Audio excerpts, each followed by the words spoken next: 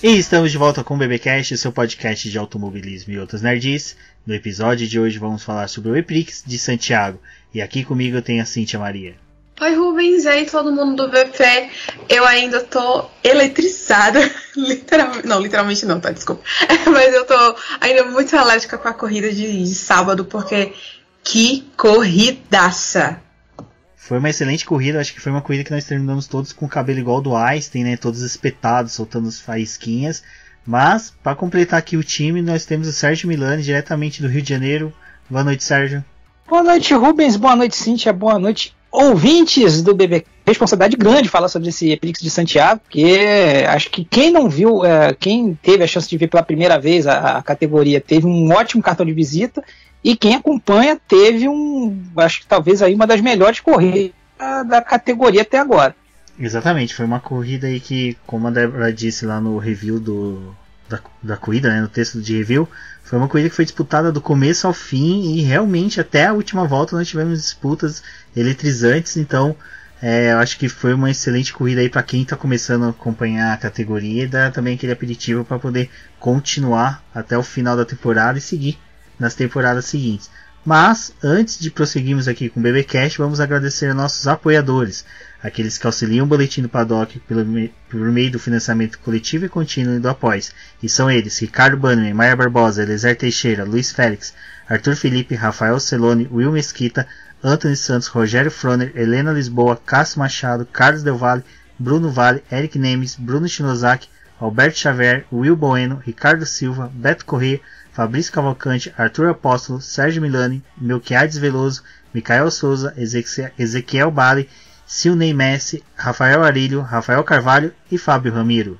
Fábio Ramiro, que está lá do outro lado do Atlântico, muito obrigado aí o Fabioca por ter vindo, que também é do Auto Radio Podcast, um dos maiores mentes que eu conheço, de conhecedor aí da WEC, então muito obrigado, acabou se tornando apoiador aí na última semana.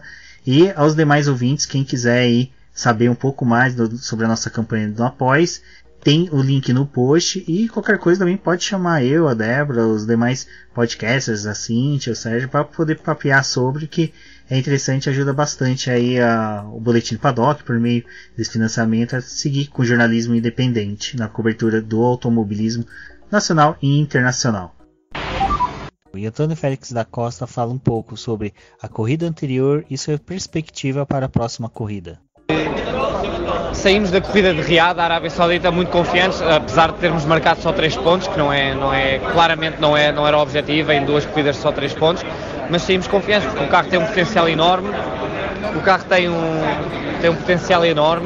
e depois de ter feito a volta mais rápida na corrida, ter feito a pole position depois dos grupos de qualificação, não estou preocupado com a performance do carro, por isso agora é garantir que temos um fim de semana limpo, sem problemas, e podemos lutar pela vitória.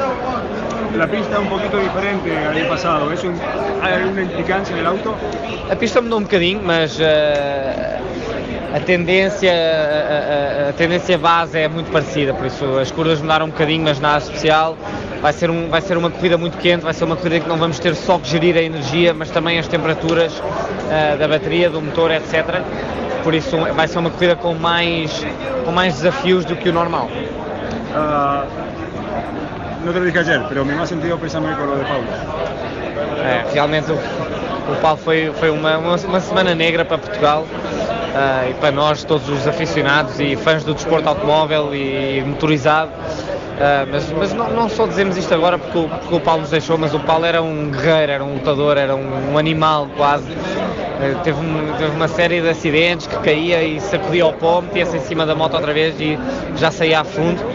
E foi uma semana negra para nós, mas pronto, vimos aqui com o Paulo na cabeça, com o Paulo no pensamento e tentar homenagear o nome dele mais uma vez.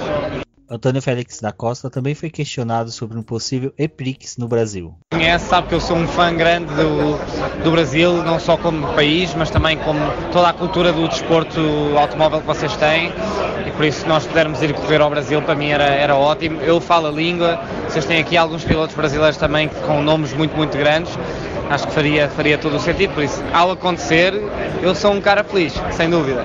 E muito provavelmente estão falando do Rio de Janeiro, o que você acha do Rio de Janeiro? Está ótimo, dá para surfar também, cara, não posso pedir mais. Bom, agora vamos, né, ao EPRIX de Santiago. Eu acho que seria interessante, eu só ia perguntar antes para o Sérgio e para a Cíntia se as expectativas deles foram frustradas ou não sobre a corrida e o que eles assim tiveram de primeiro momento assim de previsão da corrida, tudo que se concretizou, se ficou pelo caminho, antes da gente adentrarmos aí na linda pauta que a Cíntia traçou pra gente para o programa. Cara, eu vou te dizer uma coisa, suplantou as expectativas, né? Eu esperava uma corrida movimentada, nos EPRIX anteriores a gente já teve, né, bastante coisa, né, lá em Santiago já foram corridas bem movimentadas e assim, o que impressionou foi assim, você teve muita troca de posição, teve muita coisa, mas foi tudo ali, até uma coisa que a gente fala, mas assim, não teve deslealdade. Foi importante. Então você teve ali disputa no grid todo, certo? Em relação a previsões, eu acertei uma, até brinquei com a própria Cíntia lá no Twitter, né? Que eu falei, que eu falei da Nil? Falei, olha, Nil pode aprontar alguma coisa, o que foi lá, seu Oliver Turner foi parar lá na Superpole. Foi um caso de jabuti no poste, né? Foi parar lá em cima, como foi parar lá em cima não se sabe, né? Que chegou, né? Mas foi bem interessante, a gente que pode chegar também, que aí no caso de também previsão, uma previsão se cumpriu, a outra não, né? O nosso menino passarinho, o Sam Bird aí, que era a minha aposta para vitória, até eu também coloquei lá no bolão para ser coerente, se deu mal, alguns disseram que levou estiringada, né? Que levou estiringada, que ou caiu na armadilha, mas realmente não fez. E disse um outro ponto interessante aí que a gente tem que fazer, também tem que colocar na frente, a subida do de Graça que largou lá atrás, né? Teve que chiou lá pra caramba no treino, porque não conseguiu fazer uma volta boa. O Roland parou lá na frente dele, acabou se enrolando, reclamou, mas não teve o que fazer, né? E veio ali, largou de 22º e veio, se aproveitou também de punição, conseguiu chegar em 7 com uma ótima corrida de recuperação do de Graça. E também você tem que falar, o Mitch Evans aí também fez uma boa corrida, conseguiu ali a pole, conseguiu segurar bem. Você teve também a própria subida da Tequita. A Tequita também, que não tinha feito um treino para essas coisas, mas conseguiu ali chegar bem. E, obviamente, a gente não pode deixar, né, a gente vai falar um pouco mais para frente, a vitória do Max Günther, né, o calor aí, calor nem tanto, mas o dente de leite aí da categoria, conseguiu sua primeira vitória, foi ali, se aproveitou ali das situações e foi para cima. Quando parecia que não ia, que estava sob controle da Costa, conseguiu ultrapassar e teve a sua primeira vitória e colocou, né, a BMW, né, na frente, manteve a BMW na frente do campeonato, né, e tivemos que ouvir lá, que até todo mundo achou estranho, né, mas que não podemos esquecer que a BMW Andretti, um hino americano no pódio lá do EPRIX, mas foi uma corrida muito, muito interessante. Assim, do que eu posso dizer assim, do que eu vi, acho que foi assim, o que eu vi foi uma das melhores que eu vi da categoria até hoje. Santiago tem essa característica mesmo, eu acho que essa é a terceira edição, e desde a primeira, eu até tinha comentado isso no review, que na temporada 4, né, que foi quando teve a primeira etapa lá de Santiago, foi uma das melhores da temporada toda. E ano passado foi uma corrida muito boa, mas essa foi realmente sensacional. Eu tava até comentando com as pessoas que, assim, pra não ter de tudo, faltou só um carro capotado ali, porque teve muita coisa. E como o Melanie falou, realmente foi mais controlado, foi mais na base do respeito. Obviamente teve aqueles toques, teve um chega pra lá, que é normal dentro da Fórmula E, mas está um pouco mais contido, como a gente também já tinha comentado no preview, e isso é muito bom. Sobre as minhas previsões, eu errei feio na do Bud, porque ele terminou em 10º, mas eu quase acertei na Tektita, que eu falei que eu achava que era a equipe que ia somar mais, né? Assim, considerando o total dos 2 pilotos, acabou não sendo, acabou sendo a Mercedes de novo, que, considerando equipes, tá? Que acabou somando 17 pontos, e aí com o De Vries chegando em 5º, porque foi punido, e o Van Dorn chegando em 6º. Mercedes destacando bem, apesar de ter perdido a liderança do campeonato para a BMW, tá conseguindo manter um ritmo muito bom, e isso é legal de ver da equipe. Mas eu acho que de previsão mesmo que eu tinha falado eram essas 2 coisas, porque eu sempre fico muito receosa de dar qualquer tipo de previsão por corridas assim, sabe? Que eu custo muito acreditar que alguém tenha apostado no bolão que o pole position ia ser o Mitch Evans e o vencedor ia ser o Max Günther. Assim, sabe? Eu acho difícil. Entendeu? E isso da Fórmula E é um negócio muito massa, porque você não sabe o que esperar. Assim, você vai, liga lá o aleatório e de repente vê uma corrida assim espetacular na sua frente. E Santiago, mais uma vez, de parabéns, de verdade. Bom, acho que vocês falaram tanto de apostas que eu só tenho que esclarecer uma coisa para os ouvintes, que o cabeçudo aqui marcou o horário de saída dos resultados na mesma hora que sai a gravação do BBcast. Então, o resultado das apostas vai sair um pouquinho depois do BBcast, então você vai poder ouvir e conferir já o resultado. Mas agora, vamos em definitivo, né, já começar falando sobre a corrida em si. Eu acho que os treinos livres, eles seguem já pela manhã, antes da corrida. Muitos pilotos não ousam, não tentam um malabarismo para conseguir serem os primeiros, liderar de ponta a ponta. Então, acho que seria interessante já dar um pulo para a corrida, né? Mas antes, como a Cíntia falou, acho que ninguém apostaria que o Mick Evans faria essa pole. Para vocês foi uma surpresa? Ou vocês acreditavam mesmo que é uma possível busca aí do piloto em querer se destacar na categoria este ano? Olha, eu acho assim, desde da temporada passada que a gente fala que é para ficar de olho na Jaguar. A Jaguar, ela vem numa crescente, ela ainda é aquela equipe de meio pro começo do grid, né? Mas desde a temporada passada que eles estão conseguindo uma evolução mais evidente, né? Tanto que o Mitch Evans já tinha conseguido pole ano passado, conseguiu vitória também, e essa pole foi mais um passinho mais firme na caminhada da equipe. E falando, mas assim, eu não esperava que seria o Mitch, eu ainda estava pensando em uma das grandes, né, das 4 maiores mesmo, mas o interessante da Jaguar é ver não só o Mitch Evans se destacando, mas ver a consistência, principalmente o ritmo de corrida do James Calado. Ele é um cara que ele ainda não conseguiu se achar durante os qualis, nas 3 corridas ele largou de trás, mas ele consegue ter um ritmo de corrida muito bom e ele pontuou, ele chegou em 8º, ele largou de 18º e chegou em 8º, e isso é muito bom para a equipe, né? Ter uma pessoa... ter o piloto mais evidente, mais experiente, que, querendo ou não, acaba sendo o líder, tendo aquele posto de piloto número 1, mas é importante ter um outro piloto que seja confiável, que consiga marcar pontos, né, somar pontos para a equipe. E eu acho que o James Calado, ele vem cumprindo esse papel muito bem.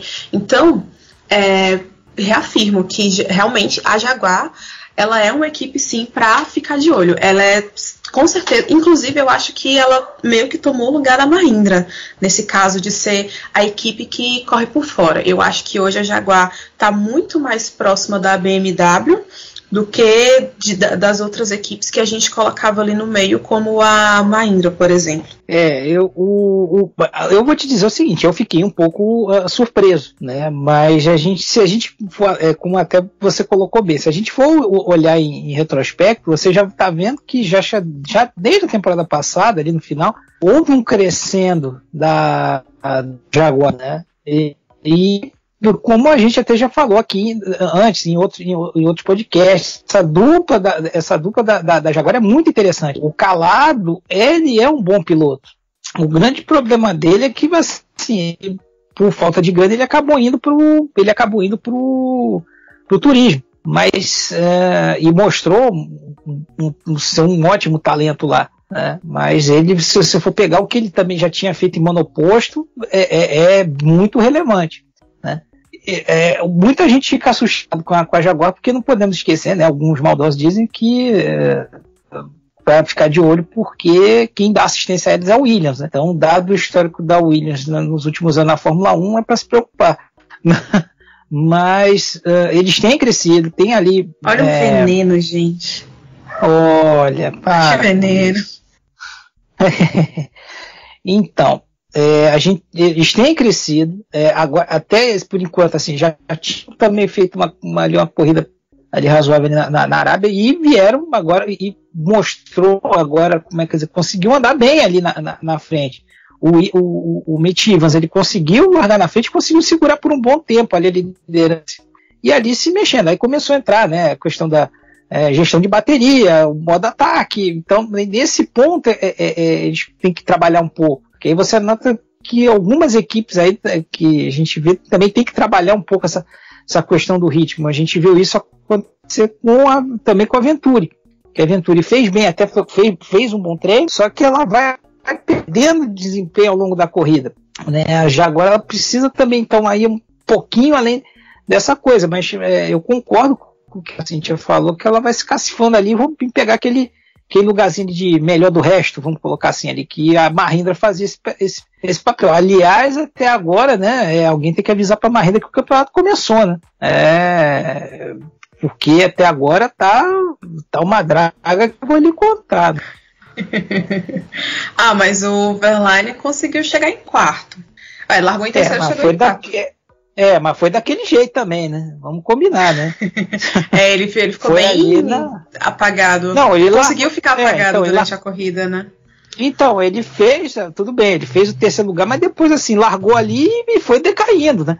Foi caindo, foi se aproveitando ali do que foi acontecendo ali na frente e tiveram as punições, mas se você for pegar assim, foi mais uma corrida de sobrevivência do Verlaine do que exatamente, não, ele foi ali, foi atacando, foi brigando, tal, não, foi ali uma questão de aproveitamento de oportunidade, porque a Mahindra, ela veio com um papo também esse ano, lá o Gil também deu várias entrevistas, não, esse ano é o nosso ano, né, parece o Helmut Marko todo ano, né, também, esse ano é o nosso ano, mas não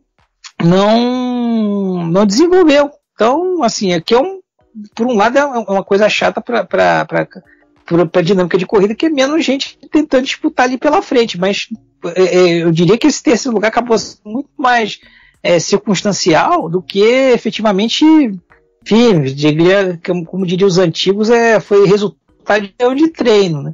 Então, mas agora já entrando na corrida, uma coisa que a gente comentou até mesmo no podcast passado, no preview, nós falamos da saída da chicane, mas eu acho que teve algumas alterações que foram a mais na pista, né, Sérgio?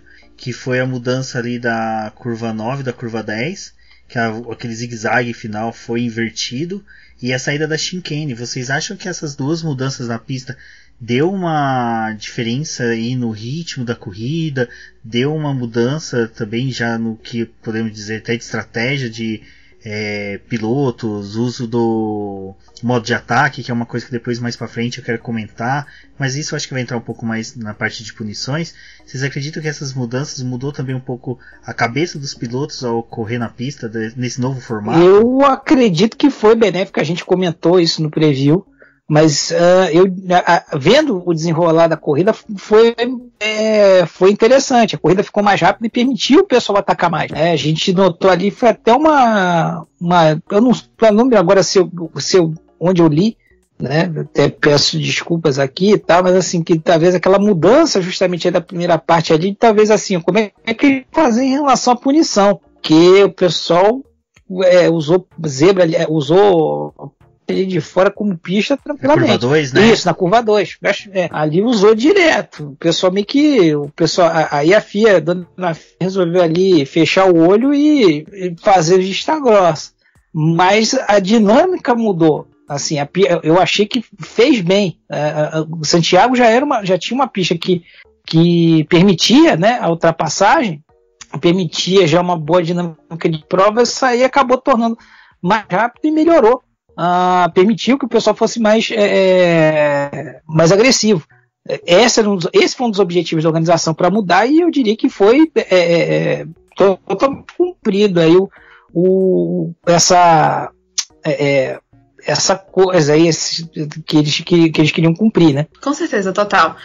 Eu acho que foi uma das melhores decisões que eles poderiam ter tomado para essa corrida, porque se você vê como foi nas 2 etapas passadas, gente, você percebe que a chicane ela era mínima, assim, sabe? É tanto que teve acidente, ela teve gente rodando, se não me engano, o Sam Burge acabou se batendo com alguém lá em 2018, né? Na temporada 4. Pois é, e isso é bom porque deixa o circuito menos travado, sabe? Assim, você vê que a gente teve poucos acidentes mais sérios, assim. Teve as interrupções, mas foi porque o carro do Sims morreu e o Holland que ficou sem a asa da frente. Mas foram toques leves, assim, não foi alguém que bateu e espalhou meio carro na pista, sabe? E aquela chicane, ela seria um fator que poderia interferir mais. A gente poderia ter tido acidentes mais sérios, poderia ter mais paralisações durante a corrida. Então vamos observar se isso também não vai ser uma tendência para os próximos circuitos também, né? Porque tem uns que são mais fechadinhos e aí, assim, de repente é uma boa que eles consigam retirar chicanes dos outros circuitos também, para deixar a corrida fluir melhor. Só que tem uma coisa, né, que a gente tem que... Aí é o famoso situação de compromisso. A gente também tem que entender que algumas dessas tiradas são colocadas aí também para poder facilitar a questão da regeneração, né, de energia.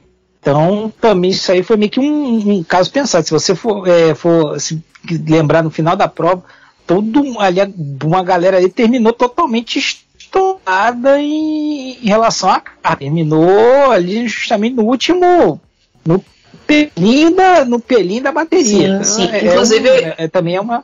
Eu acho que o De Vries chegou com tipo 0.8 de bateria, um negócio assim. Não só ele, né? Ali, uma galera ali.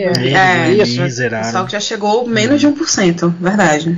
Exato, então... Eu acho que aumentando também a autonomia das baterias, eu acho que eles devem reduzir o número de chicanes, mas como o Sérgio falou, essa questão da recuperação necessita dessas curvas de 90 graus, essas chicanes, essas meio S que eles criam, mas acho que uma coisa também que auxilia a queda das chicanes durante as próximas temporadas vai ser a questão do uso do modo de ataque, né? Porque a gente viu muitas ultrapassagens sendo realizadas ali entre a curva 7, né, e a curva 8, porque o pessoal simplesmente sabia o horário certo de utilizar o modo ataque, sabia a hora de compensar a perda que eles tinham ali aquelas curvas do 6 e da 7. Então eu acho que se houvesse a chicane, o modo ataque ficaria meio anulado com o uso da chicane, né? Você tendo a chicane, o modo ataque perderia o seu rendimento. Me corrijam se estiver errado, né? Não, mas faz sentido, sentido sim. E até para evitar, acho que mais confusão, né? Assim, uma decisão como essa, ela acaba tendo impacto em vários aspectos da prova. E de repente, sei lá, retirando essa chicane também teria diminuir as chances de ter problemas e erros e, enfim, mais confusão durante a aplicação de penalidade, durante, sei lá, modo ataque, tá valendo ou não tá valendo? Se entrar um safety car, entendeu? Então, assim, tem uma série de coisas que é preciso ser considerado. E, assim, até exemplo mesmo lá da Arábia Saudita, né? Que teve a zona de ativação do modo ataque era antes da linha do safety car, então se tivesse safety car não podia ultrapassar, e aí todo mundo foi lá e aproveitou. Enfim, tem todos esses fatores. Mas foi como você pontuou mesmo, Rubens, que tem esse detalhezinho aí também. Bom, acho que a gente já falou bastante assim, a gente já tá bem dentro da corrida, já conversando bastante, como já falamos do Nick Evans, que conseguiu, né, essa pole surpreendente, mas quais seriam os destaques assim que vocês trariam, que vocês viram na corrida? Eu vou reservar o meu por último, espero que nenhum de vocês optem por ele, mas se optarem também é bom que eu já me intrometo e estendemos a discussão sobre, mas acho que seria bacana aí a Cíntia falar qual foi o principal destaque que ela viu assim na corrida, que foi até mesmo depois, alguma coisa que você viu e falou assim, pô, elevou um pouco mais a corrida dessa pessoa pelo resultado que ela teve. Olha, eu gostei muito do desempenho do De Vries, apesar de ele ter sido punido, mas assim, ele foi punido com 5 segundos, né? Então ele caiu de terceiro para quinto. Mas eu tô gostando muito do desempenho dele, sabe? Eu acho que ele tem muita chance de conseguir aquele nosso prêmiozinho de melhor novato do ano. Ele é consistente, ele é um ótimo piloto. Enfim, ele acabou de ser campeão da Fórmula 2, né? Então não tem muito o que questionar isso. Mas ele tá conseguindo se adaptar muito bem ao carro, às pistas, à dinâmica da corrida. E eu acho que ele, pra mim, assim, ele foi o principal destaque dessa etapa. Mas eu já falei do James Calado, então eu vou colocar ele nesse bolo também. Gostei muito da corrida do Lucas de Grassi.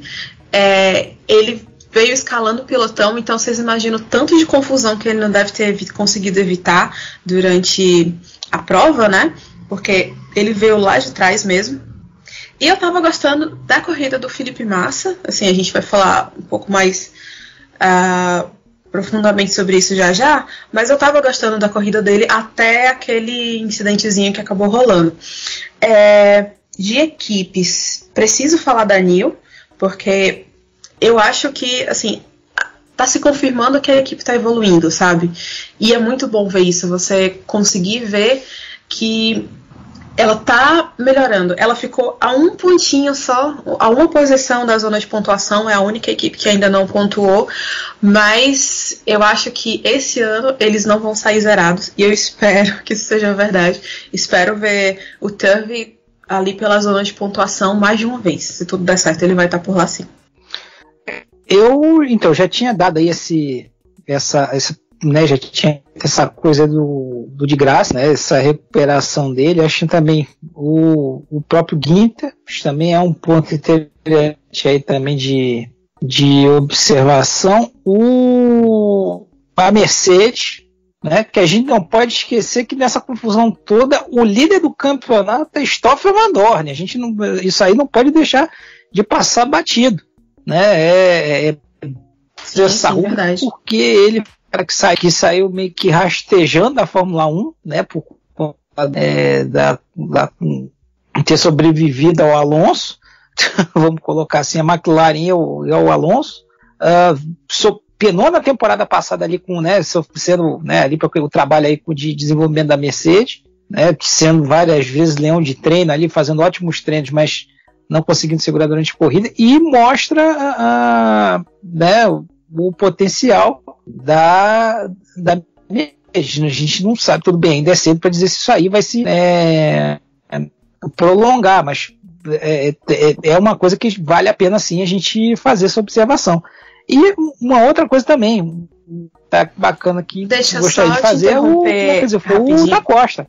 Sim. Milani, deixa eu só te interromper rapidinho. Sim. Porque antes de você mudar de piloto, o Vandoorne ele tem uma situação curiosa, porque é muito do que a gente estava falando da consistência.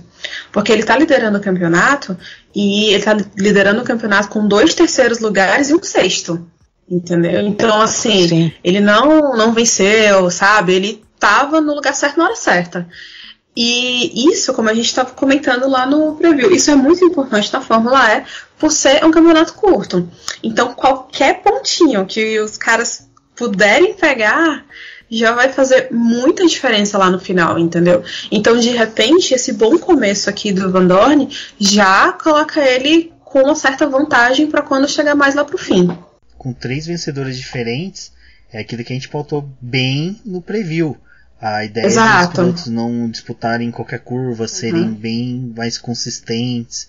Eu acho que a escola Daniel Serra de pilotagem está se estendendo para a Fórmula E, porque está mostrando que às vezes compensa você ser um mineirinho da corrida. Não, a gente vê, até um resultado que a gente vê ao longo da Fórmula E é isso, é consistência. Ano passado, no ano passado, é bom de falar. Não, de certa forma também no ano passado. Mas na temporada passada o Verne se valeu disso, né? De via ali, porque teve aquela confusão de você ter 8 vencedores diferentes. em 8 provas. Quando ali, segundo, ele se aproveitou ali, claro, o pessoal ali acabou batendo a cabeça, mas ele se aproveitou muito da consistência. Então, é aquela que a gente está falando, é cedo ainda para cravar alguma coisa, é cedo. Mas a gente tem que fazer o devido registro, porque realmente, se ele continuar desse jeito aí, vamos mandar, agora vai ter o do México. Se ele continuar nessa tocada, ele começa assim a se para ser uma coisa seguinte, olha, a gente tem que prestar atenção nesse cara. Não pode não ser o campeão, não pode dar em nada, mas pelo menos agora você chegar, opa, peraí, esse caboclo aí a gente tem que prestar atenção nisso aí. Pode sair alguma coisa boa daí, né? Não pode dar em nada, mas para ficar para colocar aquele famoso pontinho assim, pegar o marca-texto e opa, peraí, vamos acompanhar o que esse cara tá fazendo. Aí você pode continuar nos seus destaques, Milani, porque a gente acabou te atrapalhando. Agora eu não quero mais também. Não, mas era pra encerrar. Encerrar. Desculpa, de novo, Milani, eu vou te cortar de novo. Agora eu vou parar, eu vou embora desse troço. Vocês viram que o fanboost foi os 2 pilotos da Mercedes, os 2 da Audi e o da Costa? Sim, prestei atenção nisso. O James Calado, coitado, 0%, né? O pessoal ali não investe em nada de mídia cena, nada assim, tipo, social media, caramba, velho.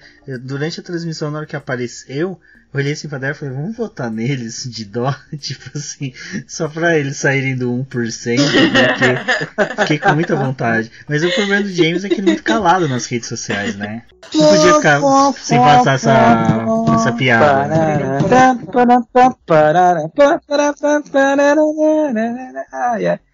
Essa foi sensacional. Vou deixar no mute. Agora eu não quero falar. Agora eu não quero mais. Não, bom, para terminar essa parte de destaque, né, seria o da Costa. O da Costa foi ali conseguir também ali fazer uma certa forma escalada, até Kita fez uma escalada ali de pilotão, mostrando, né, mostrando o potencial. Teve ali a vitória ali até a última volta, fez ali uma ótima ataque ali no final, né? Primeiro ali conseguindo, o Gafur conseguiu passar o Ginter e depois acabou não conseguindo segurar ali por uma questão técnica, ele próprio falou ali, uma situação de gestão da bateria. E agora, para encerrar, um destaque negativo, né, que a gente não pode deixar, foi a Porsche, né? Porsche que foi tão bem, a gente incensou aqui, fez uma coisa belíssima, tal, torcendo tal, mas o que foi bom nas outras etapas agora foi um afundamento agora nesse Prix de Santiago, né? Porque tem a melhor sorte agora no México. Essa questão da Porsche, eu acho que a gente vai ver um bocado disso, de altos e baixos, que é normal, assim, eu pelo menos considero como normal, por eles serem estreantes. É como a HWA foi ano passado, né, assim, você via que o Van Dorn, ele conseguia se classificar bem, ele tinha um ritmo bom, de repente, muro, de repente, abandono, entendeu? Então eu acho que a gente pode esperar isso da Porsche também. O André Lottery, eu acho que ele vai conseguir se destacar mais, por razões óbvias. Eu ainda não sei o que esperar do Nijani, de verdade. Eu não sou uma pessoa que acompanha muito o Endurance, então, assim, tudo bem, eu sei que ele é campeão, ganhou Le Mans e tal, mas eu não acompanhei como é o desempenho dele durante a corrida, dessas coisas. Então, vocês que eu não sei exatamente o que esperar. Então, assim, eu tendo a acreditar que o Lottery é quem vai levar a equipe nas costas, a princípio, né? E julgando pelo desempenho dos dois nessas 3 primeiras etapas, talvez isso seja o que aconteça mesmo.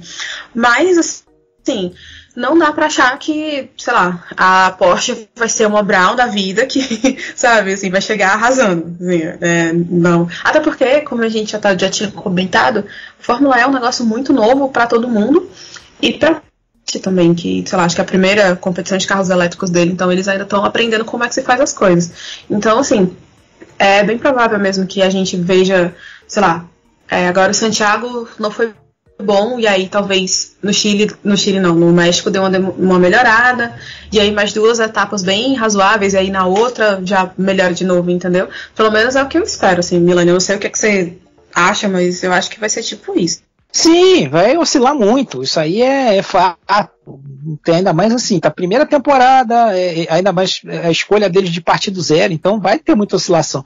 A Fórmula E já apresenta oscilação, né? Apesar de, até estava lembrando de um comentário que eu vi hoje num desses grupos, né?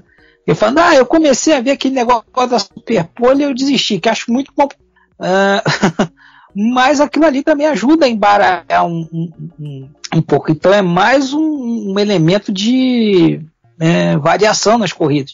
Então eu concordo que a gente vai ver muito isso aí até o fim da temporada, né? E acho que talvez o objetivo da Porsche mesmo agora seja assim, tá bom, vamos ver o que a gente vai trabalhar, vai aí, né? Claro que em competição a coisa acaba acelerando o desenvolvimento, mas a gente vai se achar, mas talvez o objetivo deles agora não seja realmente chegar lá na frente. Se chegar, ótimo, mas uma coisa talvez para a próxima temporada. Não, e pra mim é tristeza, né? Eu que tava acompanhando, vendo assim, Porsche, na hora que eu vi que o André Lotter foi pros boxes, eu já comecei a pensar que já era uma daquelas corridas que seriam para esquecer, e foi. E nessa toada de corrida para esquecer, eu acho que é interessante a gente falar um pouquinho do incidente do Felipe Massa, porque o Sérgio Milani viu a minha revolta no Twitter falando que, olha, aquilo ali é um clássico acidente de kart onde que o amiguinho quer usar o borrachão para fazer uma curva, para fazer uma ultrapassagem. O que foi aquilo que o Mortara quis fazer, Milani? Me explica, eu acho que você deve ter entendido mais do que eu. Não, eu entendi sim, mas se você notar ali, já no ano passado, na temporada passada, aquele cotovelo ali de Santiago permite a típica passagem de indoor. Ou seja, você vai dar aquele dá o totó, o amiguinho da frente sai, você joga de lado e usa para fazer a curva. Não tem borrachão, mas o pessoal utiliza. É o famoso, não é ilegal, mas é imoral. Né? Como advogado, você entenda isso. Não é ilegal, mas é imoral. Mas o caso específico do Massa, eu achei ali que o Mortara não foi de má fé, mas ele foi, eu diria que foi afoito, que ele viu oportunidade indo pro muro. Por isso que eu estou dizendo assim, não foi um movimento afoito do Mortara, não vi má fé ali, né? Até depois o Massa, acho que deu na entrevista, falando, a gente tem que melhorar a gestão de comunicação na equipe, que não sei o que, porque houve, né, houve ali em algum momento algumas trocas de posição entre ele e o Mortara, né, porque estava ali usando o modo ataque, então um estava mais rápido, foi liberando ali para tentar, acho que talvez ali uma questão de tentar otimizar vácuo, aquela coisa dos dois irem ali subindo, que começaram muito bem a prova, por sinal, né, o Massa já conseguiu fazer um ótimo treino, mas depois não conseguiu, acabou acontecendo esse problema, não sustentou, mas eu diria que ali, nesse caso específico, foi uma jogada afoita do Mortara. Como a gente também pode citar o próprio caso do Bird. O Bird foi rodado ali também naquele cotovelo, justamente uma coisa muito próxima. Então, ali a gente pode dizer sim, que piloto de indoor ali naquele cotovelo ia se achar tranquilamente. Acho que o que a Cíntia pode concordar com a gente, o que ficou mais, acho que revoltante, assim, vou pôr revoltante porque a gente é brasileiro, torce pro Massa e bem na competição, mas é que o fato do Mortara ter feito uma dividida de curva com o companheiro de equipe, né, que é uma coisa que ninguém espera que ocorra, você dividir uma curva daquela forma com o companheiro de equipe, ainda colocando ele numa situação que ele venha a perder posições. Lógico, nossa, 100%, concordo total. E assim, eu sei que essa coisa de ordem de equipe e essa gestão dos dois pilotos na pista, isso sempre é um assunto polêmico, mas vendo essa corrida, eu acho que hoje eu consigo formar melhor minha opinião sobre isso, sabe? De achar que ordem de equipe acaba sendo um mal necessário, entendeu? Porque o piloto tá lá na pista, ele obviamente ele quer ser mais rápido, ele quer ganhar, ele quer passar todo mundo, entendeu? E daí que é o companheiro de equipe, né? Mas quem tá de fora, que consegue ter uma visão mais ampla da corrida, precisa dar um toque na galera, sabe, assim. Eu acho que a manobra do Mortara, ela foi, no mínimo, desnecessária para aquele momento. De repente, poderia ter sido na volta seguinte, entendeu? Quando ele estivesse mais próximo, quando ele pudesse preparar melhor a manobra em si. Porque, beleza, ele passou, mas aí o Felipe perdeu o quê? 2, 3 posições numa curva, porque ele deu lá o toquinho no muro. Por quê? Porque o companheiro de equipe dele praticamente fez ele parar, fez ele ficar travado na pista, sabe? Isso é muito mais prejudicial para a equipe do que só para um dos pilotos, entendeu? Porque fica essa coisa de ter que conversar depois, sabe? Assim, olha, a gente precisa só te lembrar que você tá numa equipe, né? Assim, ele é o seu primeiro adversário, beleza, mas ele também, vocês precisam trabalhar juntos para a equipe, entendeu? Então, assim, polêmicas à parte, opiniões à parte, e aí a gente pode trazer esse debate de volta, assim, até porque é um debate que nunca vai acabar dentro do automobilismo, essa questão de ordem de equipe, né? Mas eu achei que foi desnecessário, assim, eu achei que foi no momento errado, não só da forma errada, porque obviamente ficou super claro que não deu certo, né? Assim, pelo menos para o Felipe, ele perdeu muito, muito mesmo nessa manobra. E é tanto que a gente achava que eles tinham se batido, né? E aí eu acho que eu colocar um pouco mais de culpa pro Mortara nessa questão aí da Venturi, desse incidente deles dois. Aí entrou um pouco essa situação que a gente tá falando do Massa, que ele tem que melhorar um pouco a comunicação e tal, mas assim, aí a gente começa a entrar, a questão do jogo de equipe, né? Vamos colocar assim, entre aspas, jogo de equipe. Ele, de certas formas, assim, é necessário. Você não pode, assim, não pode ser tão na cara, mas acho que assim, meio que, olha, gente, vamos, tudo bem, quer brigar, brigue, acho que tem que brigar, o que a gente quer mesmo né, o pau cantando na pista, mas espera lá, vamos, igual luta de boxe, né? Bom, da cintura para cima, da cintura para baixo não pode bater, não vale isso, não vale xingar a mãe, vamos colocar umas regras aí, né? Mas eu coloco o seguinte, repito, uma manobra afoita do Mortara. E aí acabou, como é que dizer, você está botando em risco mais uma vez das duas, que até vai um pouco, aí a gente já também, já puxando uma outra, já dando um gancho, né, já dando spoiler de um outro item da pauta, que aconteceu com a Tequita, né? A Tequita também ali, o Verne acabou lá se esbarrando, perdeu o desempenho e acabou travando ali um pouquinho da Costa. Da Costa acabou ficando um pouco ali preso atrás dele, acabou não sendo tão impactante, mas houve ali uma situação, né? Então outro também aspecto aí que a gente tem que levar em consideração. Inclusive, falando disso, o Mini Drivers, ele todo fim de corrida ele posta uma chargezinha, né? Falando pra você contar como foi a corrida e tal. E ele faz isso com várias categorias diferentes.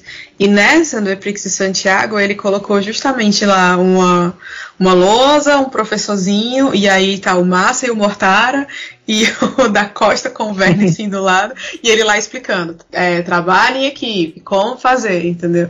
Porque de repente eles, né, esses pilotos esqueceram como se faz.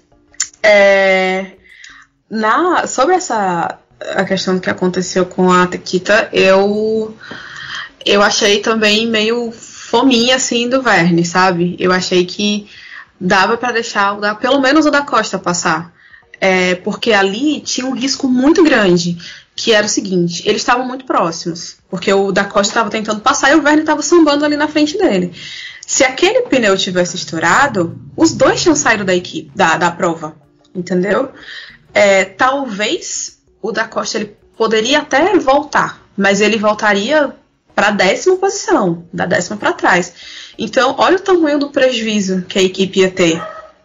É por isso que eu falo que tem a equipe, o diretor, sei lá, o team principal ou o engenheiro dos engenheiros principais, né, dos pilotos, eles precisam ter esse feeling, sabe, e agir rápido para dizer, olha, calma, maneira, ou então sai da frente, depois a gente conversa, porque por mais que a gente sempre torça pro piloto, por mais, assim, o campeonato do piloto acaba sendo mais festejado, né, o título dele e tal, no final das contas, é a equipe que importa, é o resultado da equipe que traz dinheiro, é o resultado da equipe que vai trazer patrocinador, entendeu? É o resultado da equipe que vai contar para o time, porque é o time todo tá trabalhando para isso. E aí, se você tem um piloto que ele acaba arriscando mais do que o necessário, chega uma hora que alguém precisa chegar pro cara e dizer, olha, peraí, não é assim, a gente precisa ir mais devagar,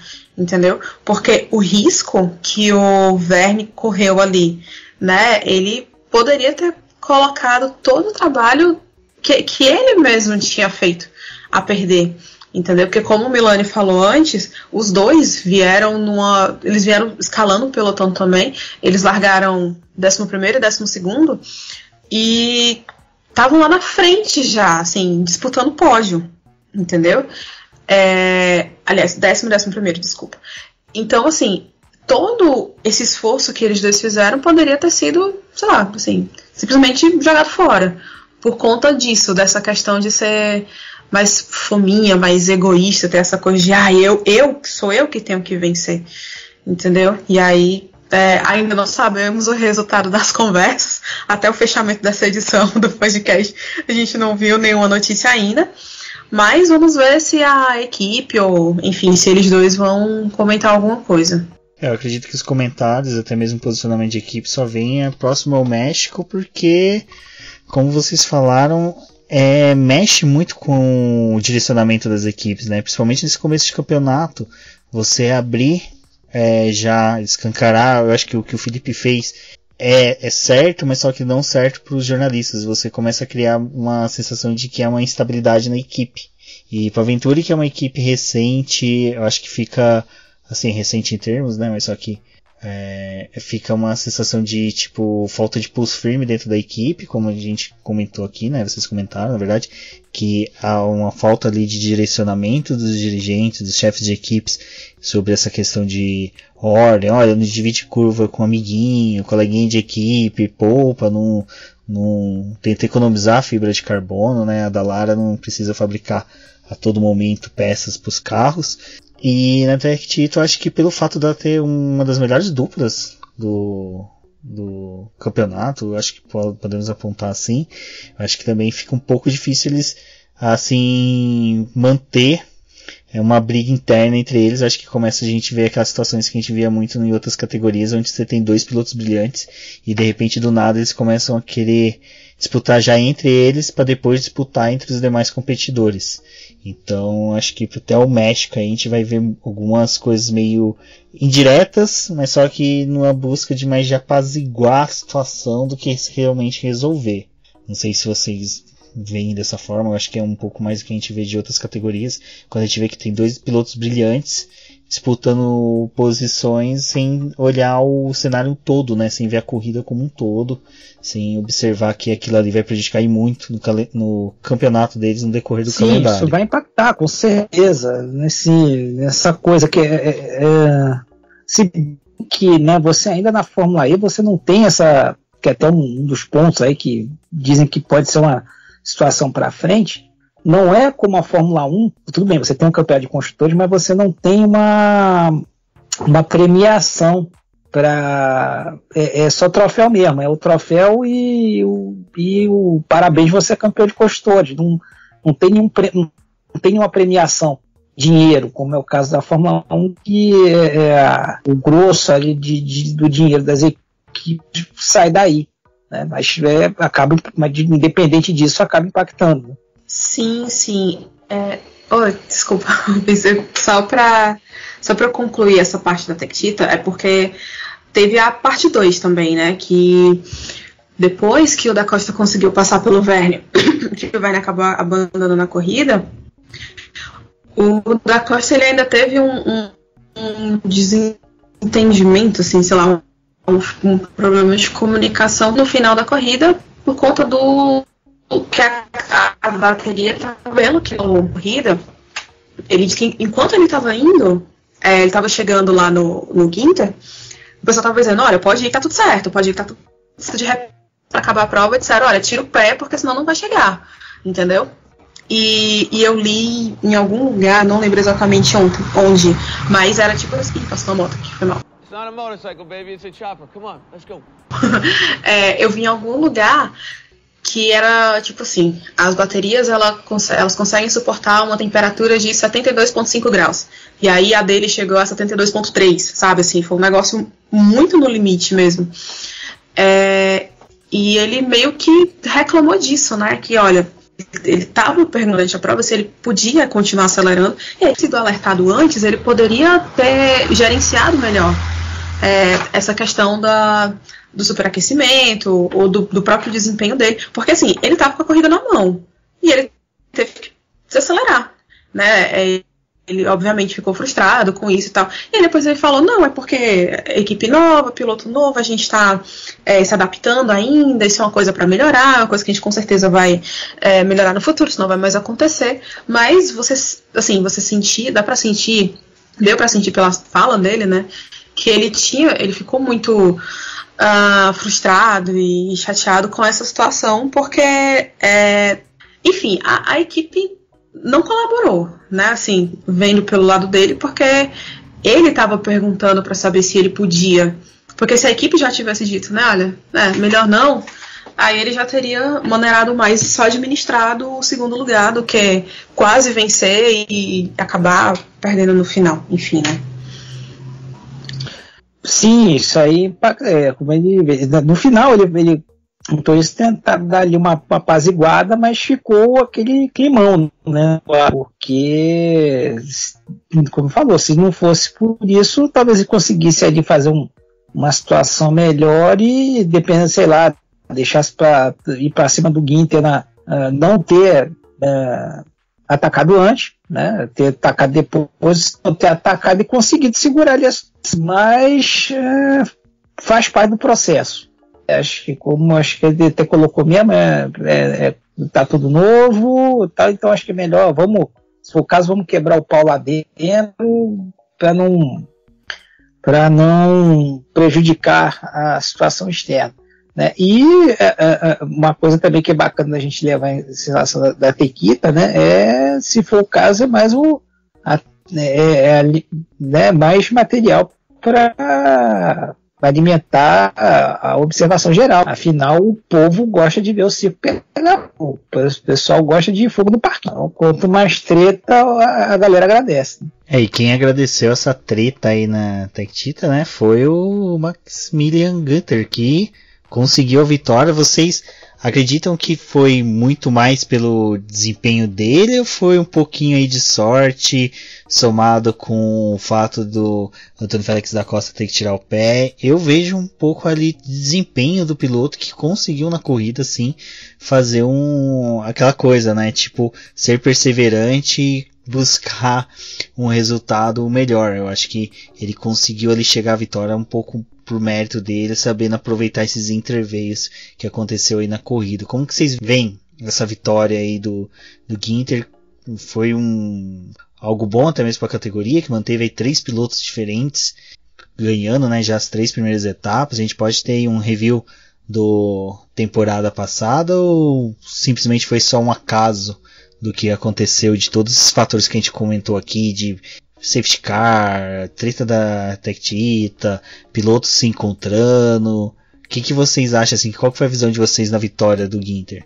Eu acho que foi de tudo um pouco, mas assim, ele teve a competência, ele conseguiu ali ficar ali na frente, né, se classificou bem, conseguiu ali ir toreando ali na frente, foi preciso quando apareceu a chance de ir para cima do Ivas, e foi ali.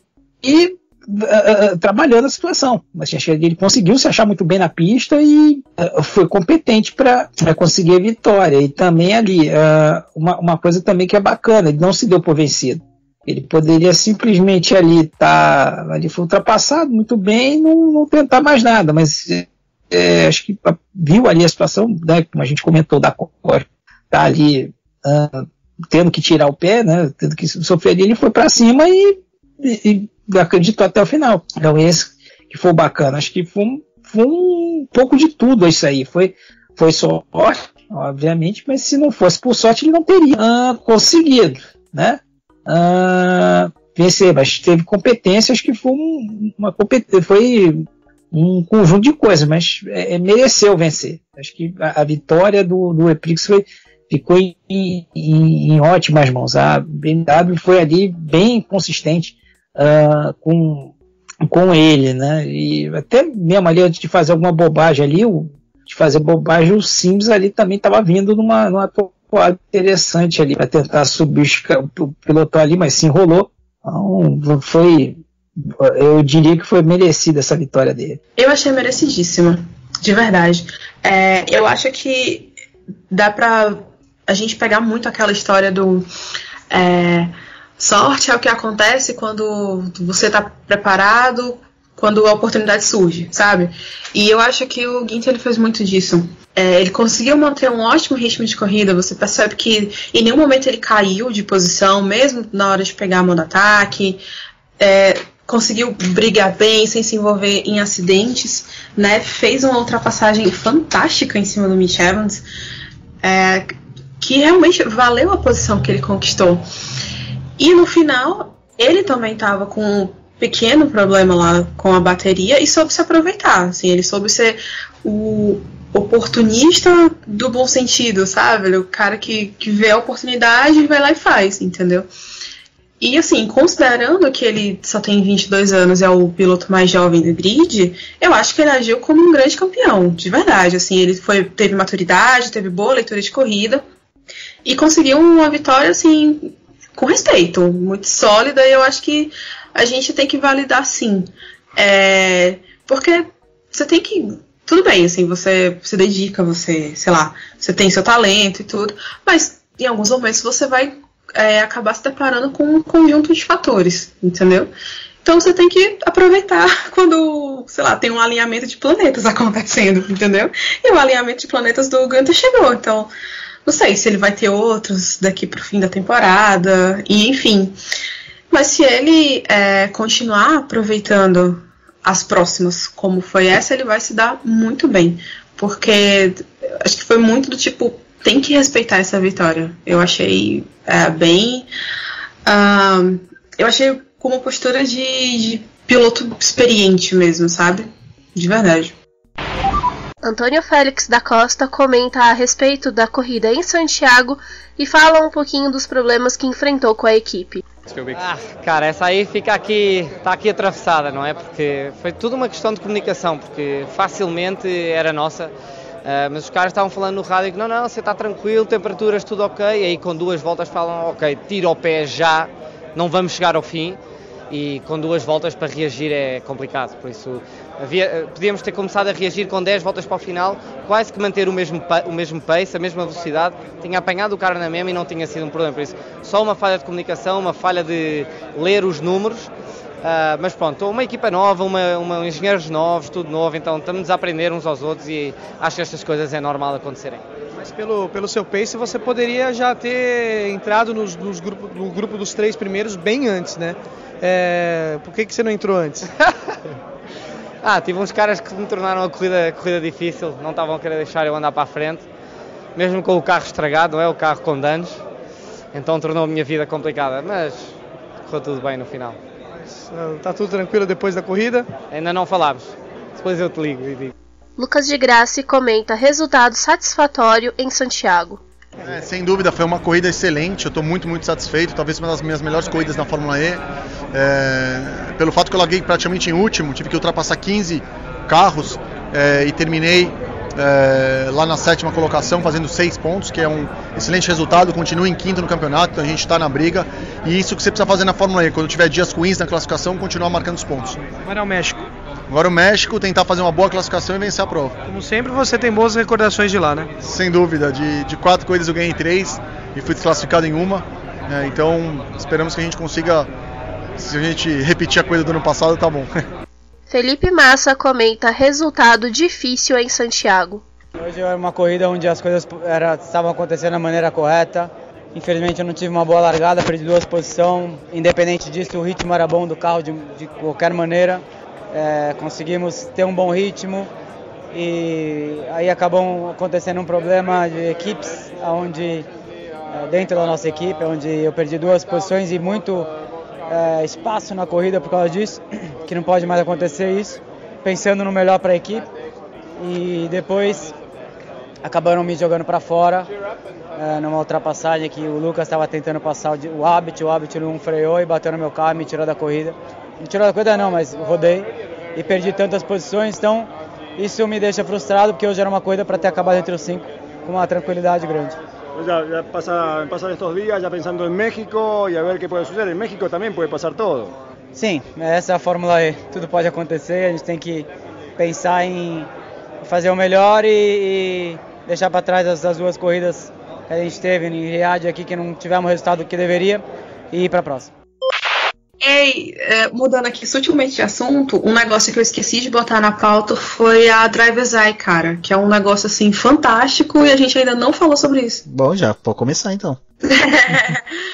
Assim, Vocês acharam legal, vai? Não, eu achei. De verdade. Vocês não gostaram, assim? Não, foi sensacional aquilo ali, eu achei legal. Não tem como dizer que não. Obrigada. Não, eu gostei, eu achei legal. Eu fiquei assim durante a transmissão inteirinha tentando entender aonde a bendita câmera ia. Até que a Bel, no perfil oficial dela do Insta, publicou a foto dos capacetes dos pilotos, né? Com a câmera. Mas assim, eu não tinha visto. E eu fiquei com medo de procurar, que eu falei pra ela, eu falei, mano, se eu ver que é tipo a câmera fica meio que como um cordãozinho no meio do olho dos pilotos, eu vou ficar com muita raiva, cara. Então eu quero ser surpreendido. E na hora que eu vi ali do lado do capacete, bonitinho, eu achei uma ideia sensacional. Eu falei, pô, ninguém vamos pôr transmissões com esse tipo de coisa. A gente tem há 30 anos. Ninguém em 30 anos pensou nisso, poxa. Mas ficou muito bom, achei sensacional, ainda principalmente na hora do acidente do Massa, mostrando ele olhando, buscando assim o sentido para voltar na pista. Depois teve um certo momento que ele até, os comentaristas falaram, olha, ele tá procurando olhar no volante para fazer as regulagens, olhar a temperatura. Pô, achei sensacional. Você vê que tipo, o retrovisor, você só tem uma frestinha de nada, que é entre o pneu e a carenagem que o piloto vê. Então o retrovisor não mostra tudo que está acontecendo atrás. Eu achei sensacional nesse. Sim, você acaba ali, acho que foi até agora, acho que junto com a Indy, que a Indy também tinha uma visão aí acho que na temporada, no ano retrasado eles vieram com uma visão como essa, com o Rei Hall, eu acho. É uma câmera meio unicórnio, né, que ficava aquele chifrinho no meio do capacete. Isso. Exato. Então, mas eu achei muito bacana que você realmente se sentiu ali na visão do piloto. E aí você tem uma coisa que eu achei interessante, né? Eu não sei qual é a visão de vocês em relação a isso, que é aquela situação assim, o halo não,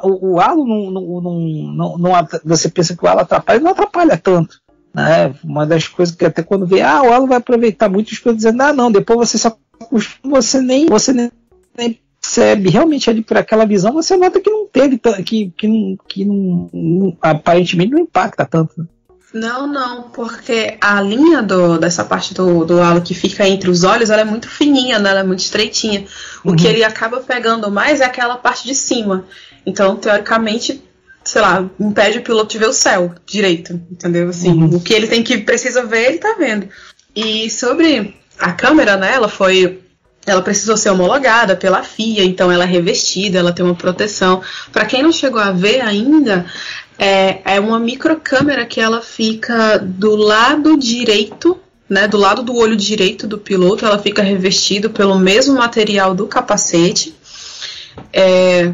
E esse material ele cumpre uma série de exigências da FIA, enfim, até porque são carros elétricos, né, então precisa de uma proteção maior.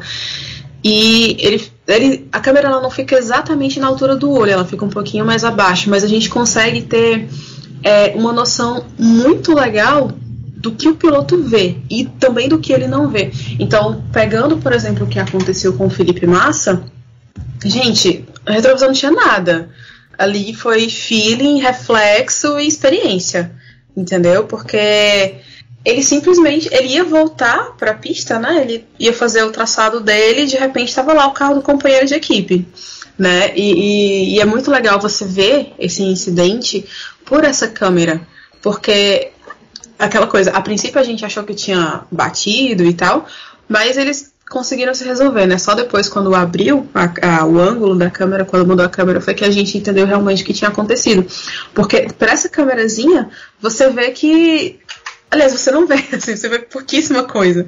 E realmente, retrovisor é um negócio que só deve estar lá porque a FIA exige, né? Porque não serve de muita coisa, não. Ainda mais o carro da Fórmula E, que tem toda aquela carenagem atrás, a asa é bem baixa, então você tem pouca visão. Eu achei, assim, é muita coragem do piloto sentar naquele carro com aquele pouquinho de espelho que tem ali de útil, mas como a gente comentou, acho que essa sacada dessa câmera foi sensacional, deu uma dinâmica muito maior para a corrida. Eu acho que seria interessante aí a Fórmula E, quem sabe, né, disponibilizar todo o vídeo da onboard do Felipe. Acho que seria bem legal a gente ter bem mais dela, ou já que corrida aí do Epix, né, do México tem mais aí de 20 dias, pouco mais de 20 dias para ocorrer, não coloquem mais dessas filmagens aí pra gente, acho que vai ser bem interessante. E acho que uma coisa que foi interessante aí que a gente pode falar foi das punições, né, Cíntia? Mas eu acho que aqui teve algumas punições que me chamou a atenção. Foi dos pilotos que não utilizaram o modo ataque, né? Eles escolheram ali, fizeram todo aquele malabarismo para pegar, mas não utilizaram o modo ataque e acabaram punidos por isso. É a segunda vez que isso acontece. Ano passado o Mortara, ele também ele foi punido por não ter utilizado, porque o que acontece? O modo ataque, ele é obrigatório, tá? Então todos os pilotos têm que obrigatoriamente acionar o modo ataque 2 vezes em cada corrida. E o modo ataque, ele é ativado através de um sensor. Aquela zona de ativação tem lá um sensorzinho que o carro passa lá por cima e é acrescida a energia extra, né, para aquele carro. Se o piloto não passa exatamente por onde ele tem que passar ali na zona de ativação, não tem modo ataque, entendeu? Então, assim, a princípio, a gente tem aquela primeira reação de: mas como assim ele não pegou o modo ataque, se ele sabe que tem que pegar? Pode ser que ele não tenha conseguido, porque a gente já viu também em outras corridas, o próprio Lucas de Graça passou por isso, sei lá, 2, 3 vezes seguidas numa prova só, que ele não conseguia passar direito pela zona de ativação. Então, às vezes acontece, né? E aí fica aquela coisa, falha da equipe, falha do engenheiro, falha do pessoal da estratégia, que não tá vendo isso acontecer, ou tá vendo e, sei lá, acaba... não sei, deixando passar e vamos fazer depois, ou o próprio piloto está muito envolvido em muita ação na pista e é arriscado, sei lá, porque para passar na zona de ativação você tem que sair do traçado, né? Então, de repente, naquele momento é muito mais arriscado ele sair do traçado do que ficar lá disputando a posição. Então, assim, é uma série de coisas que a gente precisa considerar. Mas no final das contas, isso acaba sendo meio bizarro, assim, né? Porque tem que fazer, assim, não tem pra onde correr.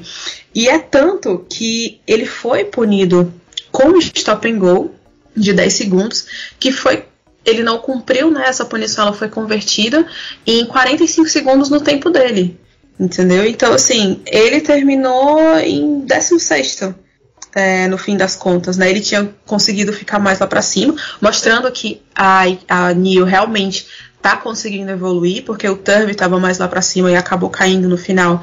Mas o McInroy, ele terminou em 16º porque ele teve 45 segundos a mais no tempo dele, né? Então eu não lembro exatamente em que posição ele chegou na pista, mas ele estava mais lá para cima.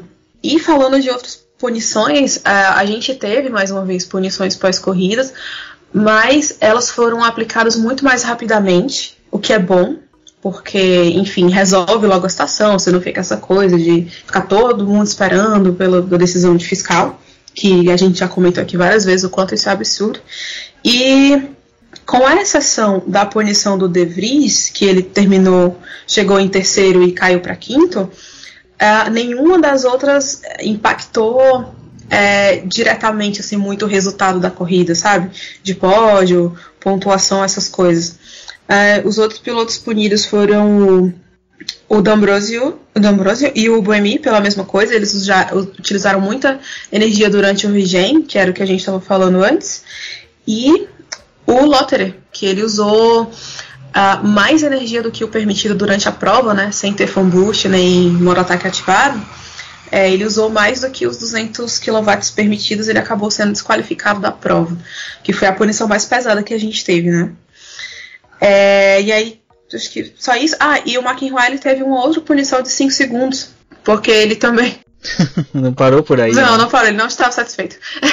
Ele teve uma punição de mais 5 segundos por uso excessivo de energia também, mas numa quantidade bem menor. Então a punição dele foi proporcional à falta que ele cometeu, né?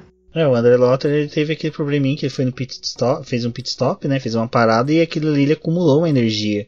Eu lembro que quando ele voltou, os demais estavam com uma casa de 8, 9 assim, pontos de porcentagem de ele a mais de bateria. E no final acho que ele quis descarregar tudo isso. Então é aquela coisa, né, é uma consequência de uma escolha dele, uma pena. E como você colocou muito bem no texto, e tem o link no post pro pessoal ler sobre as punições, que final de semana pra Porsche.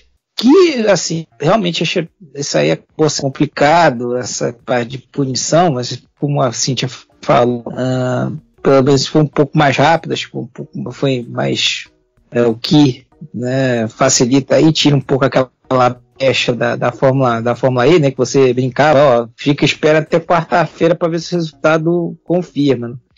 Mas agora até volto essa situação do modo ataque. Eu não concordo com essa situação de ser obrigatório. Ele tem que ser um elemento estratégico de corrida, tudo beleza. Mas você não pode obrigar a usar. Quem sabe o cara pode chegar lá e conseguir fazer uma coisa que ele abra mão, ele só usa um só. Então, pessoalmente não, assim, eu achei essa decisão aí de obrigar meio contrassenso.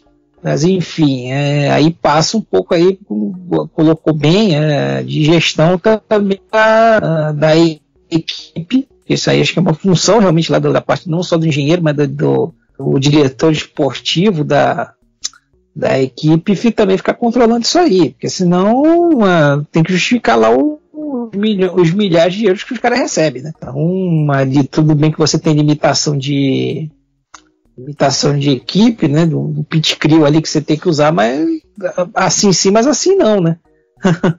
Então, complicado. Acho que também uma punição curiosa aí que eu achei foi a do De Vries. O De Vries foi uma relação se eu não estou enganado, foi uma relação à questão da temperatura de refrigeração. Essa eu achei bacana também. Ele tava muito frio. Tava muito frio. Eu achei curiosíssimo isso. Ele saiu do cockpit chupando sorvete, né? Tipo, todo mundo morrendo de calor e o menino saindo assim de boaça. Com casaquinho ainda, com casaquinho. Mas eu achei curiosíssimo isso. Mas você vai pegar que, assim, você acha curioso, mas você vendo pela análise técnica, né? Você vai pegar bem uma própria, fazendo a Fórmula 1 lá, que ela estabelece para combustível ter uma limitação, não pode passar de 10 graus a temperatura interna para externa. Então, assim, você analisa da Terra, acha muito zelo, mas impacto, mas não deixa de ser curioso. Não, é uma coisa assim, se você parar para pensar, ele chegou com a bateria assim, uma temperatura baixa, ele teve um desempenho muito bom. Sim. Então é aquela punição que eu acho que é muito mais uma punição preventiva, porque provavelmente eles devem ter visto assim que a equipe que chegar numa condição dessa no final da corrida é uma equipe que descobriu um gatilho ali para poder ter uma refrigeração melhor, da bateria. E o preocupante que isso vem da Mercedes, né? É algo que a gente discute da Fórmula E desde o começo, que é uma das estratégias de corrida, é o gerenciamento, não só da energia, mas também da temperatura da bateria, né? Tanto na recarga, tudo, no desgaste dela. Então você tem que ter todo esse trabalho e de repente do nada você tem um piloto que sofre uma punição porque a bateria tá mais fria do que as demais. É lógico, às vezes a diferença pode ter sido 0,5 graus, mas só que isso já chega a dar uma pulguinha atrás da orelha e a gente começar a pensar naquilo que a gente pediu tanto no final do preview. Não queremos um domínio da Mercedes, né? Sendo que a gente já tem até mesmo um dos pilotos liderando o campeonato. Sim. Aí a gente começa a pensar exatamente isso aí. Foi algum pulo do gato aí que eles acharam ou foi, né? Começa a um monte de coisa em relação a isso. Não, exato. E você estava falando de domínio, né? Não só o Vandoorne liderando o campeonato de pilotos, mas a Mercedes agora está em segundo lugar no campeonato, está ali só 4 pontos atrás da BMW, que agora é a líder, né? Por causa dessa vitória do Max Günther. Mas continuamos na corrente de não queremos dominação da Mercedes na Fórmula E. Você pode se juntar a nós a qualquer momento, em qualquer lugar, por favor. Correntes de orações de todas as sextas-feiras. Isso, muita. Vamos nós aqui. Na próxima, todos nós numa só energia. Isso, na Corrida do México você coloca o seu copinho d'água do lado da televisão, né? Porque deve ser da televisãozinha moderna, não coloca em cima não, porque vai cair, né? Então coloca assim do lado e a gente vai na corrente todo mundo junto. Isso, até porque a água é um bom condutor, também é uma boa coisa que também ajuda nesse aspecto. Ótimo condutor de energia. Então se você quer ali no fan boost, você bota um copo d'água do lado da televisão. Pronto. Para ajudar o seu piloto. Olha que beleza. O que você ia falar, Rubens? Realmente era sobre isso, sobre o domínio da Mercedes. E por favor, não torçam contra o Vandoorne, coitado. Comeu o pão que a diabo amassou na McLaren. Deixa pelo menos ele ter uns motivinhos ali de felicidade, um pouco, nem que seja curto. É assim, como é que você vai fazer? Você vai torcer pro Vandoorne, mas você vai torcer mais pros outros, entendeu? Então assim, Vandoorne é legal, cara, agora senta aqui um pouquinho, relaxa, descansa um pouco, vamos deixar aqui mais a galera brincar mais e tal. Maldade. A sorte que tá sobrando nas alemãs BMW e Mercedes, né? Tá faltando na Porsche. Então é bem legal que tá tendo um oposto ali entre essas equipes. E que, como o Milani falou, eu não tinha me tocado nisso, mas agora que você falou, eu fui até procurar aqui durante a gravação. Foi o hino americano, né, Milani? Como é que pode um negócio desse? Bem parecido com Fórmula 1 da década de 80, né?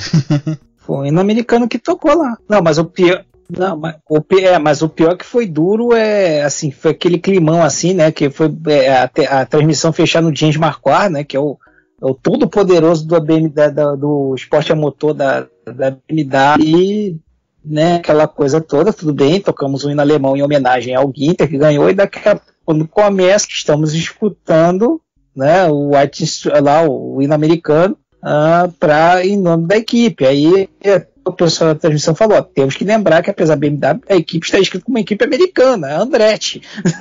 E no site tá lá a bandeirinha alemã do lado do nome da equipe, né? Então acho que tá na hora do pessoal ali se reunir e falar, olha, provavelmente eles devem ir mais vezes pro pódio, então vamos acertar isso, hininho americano pra equipe, porque por mais que seja, a gente vai lembrar, ela é mais BMW, né? Por mais que seja Andretti, toda a estrutura, todo o know-how da equipe, a gente tá falando muito mais da BMW ali, a gente vê muito mais...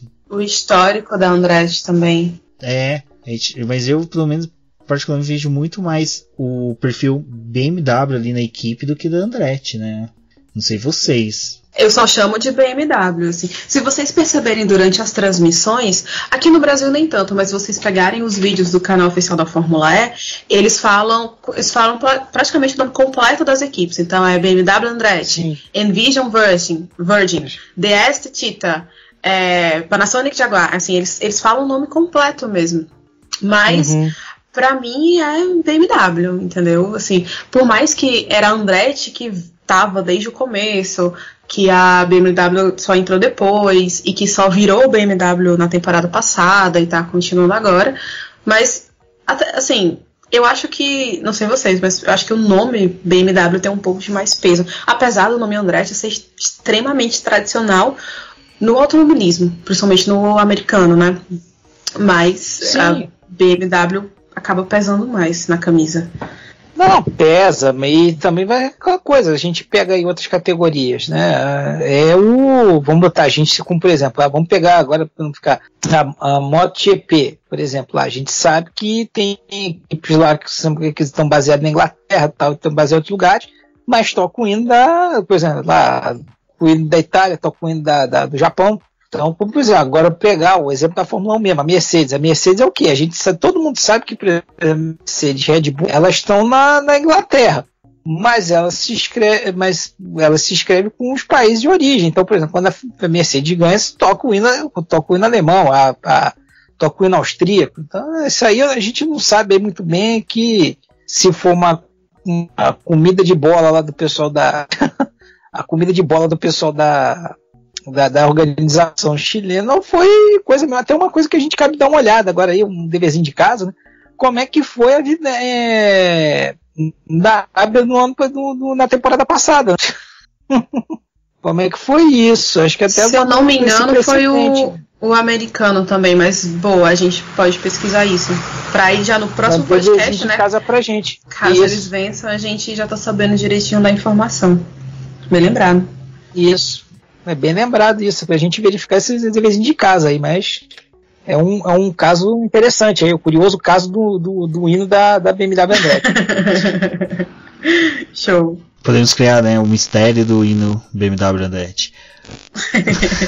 Bom, mas acho que já para finalizar, né, pessoal, foi uma corridaça, eu acho que a gente usar o termo eletrizante para as corridas da Fórmula E, eu acho que nunca criou tanto sentido como esse Prix. Foi um Prix bem gostoso de assistir.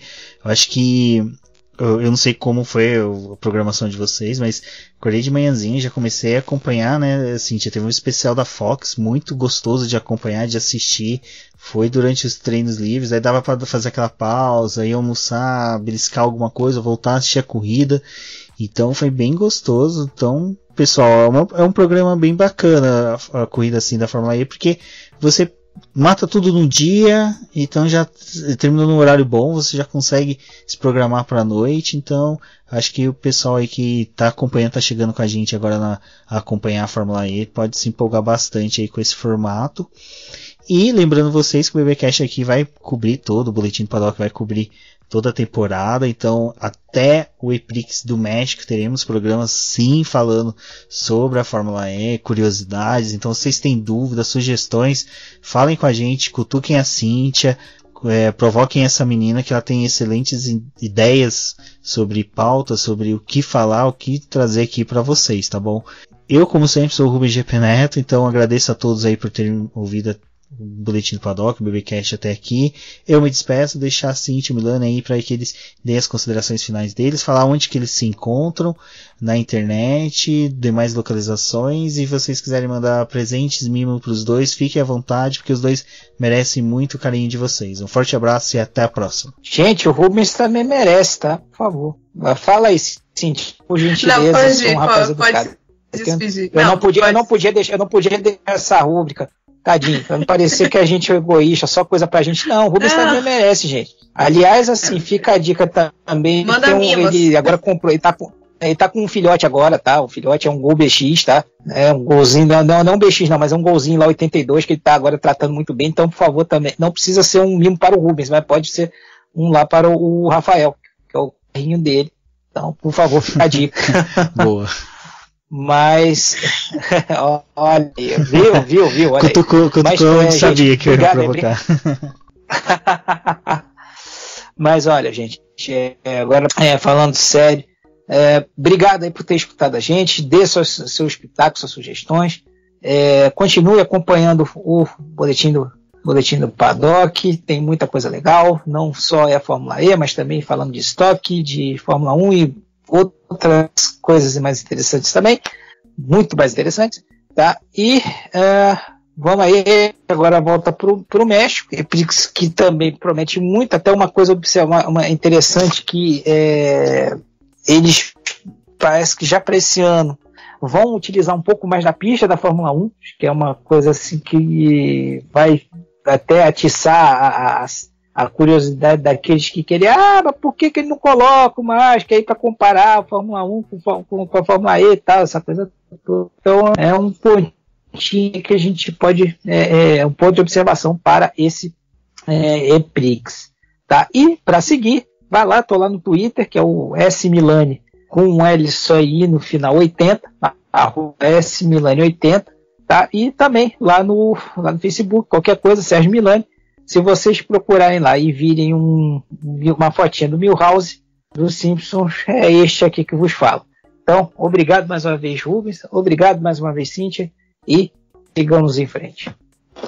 A gente que agradece, Milani, você tá com a gente desde o primeiro podcast, participou de todos, que bom, volte sempre, tá?